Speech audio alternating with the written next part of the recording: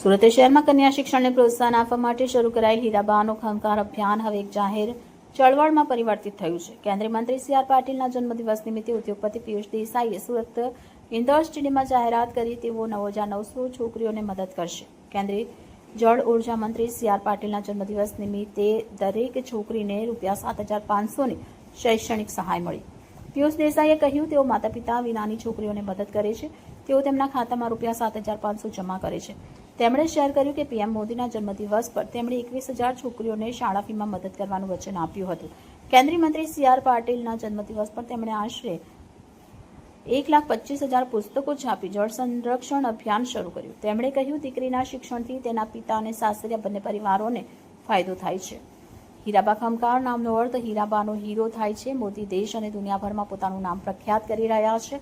તેઓ દેશના દરેક નાગરિકને પોતાનો પરિવાર માને છે અને દેશની દીકરીઓ માટે ઘણું બધું કર્યું છે. આ જ કારણે આ નામ આપવામાં આવ્યું છે.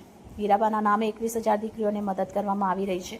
કેન્દ્રીય જળશક્તિ મંત્રી સી આર પાટીલે જણાવ્યું કે સુરતના ઉદ્યોગપતિ પિયુષ દેસાઈએ 21,000 દીકરીઓને સહાયની જાહેરાત કરી છે. આ સહાય એવી દીકરીઓને આપવામાં આવશે જેમના માતા પિતા નથી. કેન્દ્રીય મંત્રી સી આર પાટીલે કહ્યું, કેટલીક દીકરીઓને માતા હોતી નથી તો કેટલીકને પિતા હોતા નથી.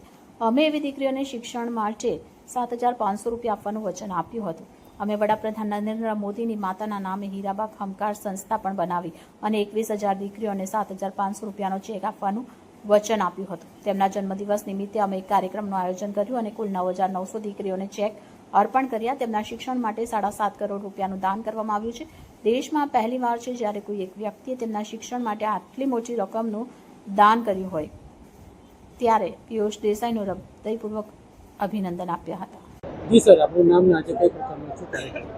મારું નામ પિયુષ દેસાઈ છે. અમે હીરાબાનો ખંકાર ફાઉન્ડેશન ચલાવીએ છીએ અને આજરોજ અમે પાટીલ સાહેબના જન્મદિવસ નિમિત્તે 5100 દીકરીઓને ઇન્ડોર સ્ટેડિયમમાં ચેક વિતરણનો કાર્યક્રમ રાખેલો હતો. એની સાથે જ અમે 1,25,000 જેટલી નોટ વિતરણનો કાર્યક્રમ રાખેલો છે અને એમાં પણ પ્લસ કરતાં આજે 72માં જન્મદિવસ નિમિત્તે અમે 72 જગ્યાએ સુરતમાં અલગ અલગ જગ્યાએ વોટર હાર્વેસ્ટિંગનો કાર્યક્રમ રાખેલો છે.